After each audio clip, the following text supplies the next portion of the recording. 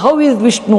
How is Krishna? Shantakaram, Bhujagashayanam, Padmanabham, Suresham, Vishwadharam, Gaganasadrasham, Meghavarnam, Shubhangam. What India has given to us: abundance, love, respect, and unconditional affection. ನಮಸ್ಕಾರ ಗೆಳೆಯರೆ. ಭಾರತದ ಇತಿಹಾಸದಲ್ಲಿ ಎಂತಹದ್ದೊಂದು ಅಚ್ಚರಿಯ ಘಟನೆ ನಡೆದಿಲ್ಲ. ಯಾಕೆಂದ್ರೆ ಇವತ್ತು ಅಯೋಧ್ಯೆಯ ಶ್ರೀರಾಮನ ಪಾದಕ್ಕೆ ಕೋಟಿ ಕೋಟಿ ರೂಪಾಯಿ ಬೆಲೆ ಬಾಳುವ ಮಹಾ ಕಾಣಿಕೆಯೊಂದು ಅರ್ಪಿತವಾಗಿದೆ.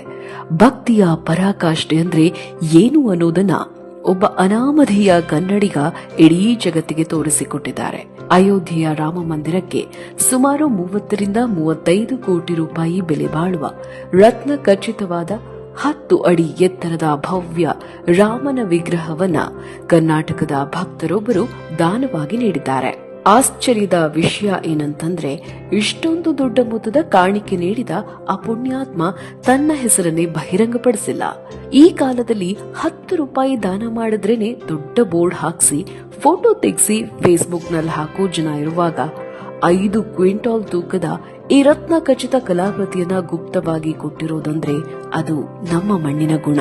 5 ಕ್ವಿಂಟಾಲ್ ತೂಕದ ವಜ್ರ ವೈಢೂರ್ಯಗಳಿಂದ ಕೆತ್ತಲ್ಪಟ್ಟ ತಂಜಾವೂರು ಶೈಲಿಯ ಈ ಅದ್ಭುತ ಕಲಾಕೃತಿಯನ್ನ ಕಳಿಸಿರೋ ಆ ಭಕ್ತ ಬರೆದಿರೋ ಪತ್ರವನ್ನ ಓದಿದ್ರೆ ಕಣ್ಣಲ್ಲಿ ನೀರ್ ಬರುತ್ತೆ. ನನ್ನ ಉಸಿರಲ್ಲಿ ರಾಮನಿದ್ದಾನೆ, ನನ್ನ ಕಣಕಣದಲ್ಲೂ ಆ ರಾಮನೇ ತುಂಬಿದ್ದಾನೆ.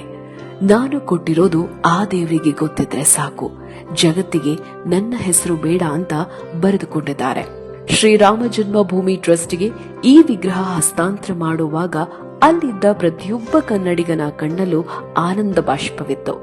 ನಮ್ಮ ಕಲೆ, ನಮ್ಮ ಸಂಸ್ಕೃತಿ ಅಯೋಧ್ಯೆಯ ಆ ಪವಿತ್ರ ಮಣ್ಣಲ್ಲಿ ಶಾಶ್ವತವಾಗಿ ನೆಲೆ ನಿಂತಿದೆ ಅನ್ನೋದೇ ನಮಗೆಲ್ಲ ದೊಡ್ಡ ಹೆಮ್ಮೆ. ಇನ್ನೊಂದು ಇಂಟ್ರೆಸ್ಟಿಂಗ್ ವಿಷಯ ಅಂದ್ರೆ, ಈ ರತ್ನ ಖಚಿತ ವಿಗ್ರಹದ ಬಗ್ಗೆ ಕೇಳಿ ಸಾಕ್ಷಾತ್ ಯೋಗಿ ಆದಿತ್ಯನಾಥ್ ಅವರೇ ದಂಗಾಗಿದ್ದಾರಂತೆ. ಜನ ಹೀಗೂ ಇರ್ತಾರ?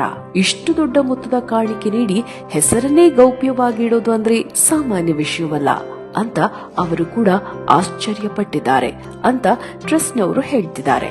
ಗೆಳೆಯರೇ, ಈ ಪ್ರಪಂಚದಲ್ಲಿ 2 ತರಹದ ಜನರಿದ್ದಾರೆ. ಒಬ್ರು ಕೈಯಲ್ಲಿ ಕೊಟ್ಟಿದ್ದನ್ನ ಮೈಕ್ ಹಿಡಿದು ಇಡೀ ಊರಿಗೆಲ್ಲ ಸಾರೋರು. ಇನ್ನೊಬ್ರು 10 ಕೋಟಿ ದಾನ ಮಾಡಿದ್ರು ನಾನಲ್ಲ ಅಂತ ಸದ್ದಿಲ್ದೆ ಮರೆಯಾಗೋರು.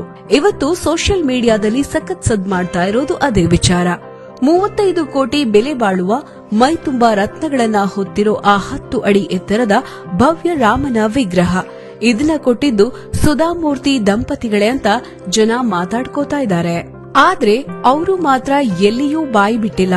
ಇದನ್ನೇ ಅಲ್ವಾ ಗುಪ್ತದಾನ ಅನ್ನೋದು. ಪಾರ್ಲಿಮೆಂಟ್ನಲ್ಲಿ ಸಂಸ್ಕೃತ ಮಂತ್ರ ಹೇಳುವಾಗ ಸುಧಾಮೂರ್ತಿ ಅವರ ಮುಖದಲ್ಲಿ ಒಂದು ಕಳೆ ಇರುತ್ತೆ ನೋಡಿ, ಅದು ಅಪ್ಪಟ ದೇಶಿ ಸಂಸ್ಕೃತಿಯ ಸಂಕೇತ.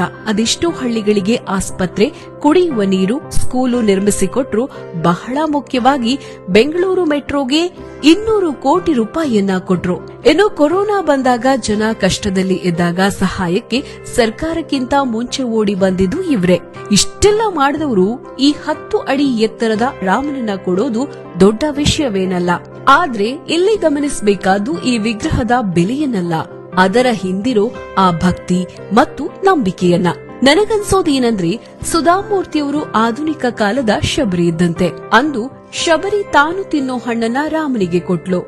ಇಂದು ಈ ತಾಯಿ ತಾನು ಗಳಿಸಿದ ಸಂಪತ್ತನ್ನ ಜನರಿಗೂ ಮತ್ತು ದೇವರಿಗೂ ಹಂಚುತ್ತಾ ಇದ್ದಾರೆ. ಜನ ಇವರನ್ನ ಆಧುನಿಕ ಕರ್ಣ ಅಂತ ಕರೆಯೋದ್ರಲ್ಲಿ ಯಾವುದೇ ಅತಿಶಯೋಕ್ತಿ ಇಲ್ಲ. ಯಾಕೆಂದ್ರೆ ಕೊಡೋ ಕೈಗೆ ಬೆಲೆ ಕಟ್ಟಬಹುದು, ಆದ್ರೆ ಕೊಡೋ ಮನಸ್ಸಿಗೆ ಬೆಲೆ ಕಟ್ಟೋಕ್ ಸಾಧ್ಯನಾ? ಕರ್ನಾಟಕ ಅಂದ್ರೆ ಬರೀ ಭೂಪಟದ ಒಂದು ಭಾಗವಲ್ಲ, ಅದು ಭಕ್ತಿಯ ಭಂಡಾರ. ನಮ್ಮ ಮಣ್ಣಿನ ಕಲೆ ಮತ್ತು ನಮ್ಮ ಜನರ ಈ ಉದಾರ ಮನಸ್ಸು ಇಡೀ ದೇಶಕ್ಕೆ ಮಾದರಿ. ಯಾರು ಏನೇ ಅಂದ್ರೂ ರಾಮ ಮತ್ತು ಕರ್ನಾಟಕದ ನಡುವೆ ಇರೋ ಈ ಪವಿತ್ರ ಸಂಬಂಧನ ಯಾರು ಕೂಡ ಮುರಿಯೋಕೆ ಸಾಧ್ಯ ಇಲ್ಲ. ಅಯೋಧ್ಯೆಯ ಆ ಮಂದಿರ ಇವತ್ತು ಭಾರತದ ಹೆಮ್ಮೆ ಇರಬಹುದು, ಆದ್ರೆ ಆ ಹೆಮ್ಮೆಯ ಹಿಂದೆ ಕರ್ನಾಟಕದ ಕೋಟ್ಯಾಂತರ ಜನರ ಭಕ್ತಿಯ ಶಕ್ತಿ ಇದೆ. ನಮ್ಮ ಮಣ್ಣಿನ ಕಲ್ಲು ದೇವರಾಗಿ ಕೂತಿದೆ.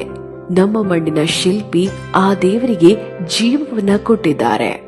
ಈಗ ನಮ್ಮ ಮಣ್ಣಿನ ಭಕ್ತರೊಬ್ಬರು ಆ ದೇವರಿಗೆ ಆಭರಣದ ಶೃಂಗಾರವನ್ನ ಕೂಡ ಮಾಡಿದ್ದಾರೆ.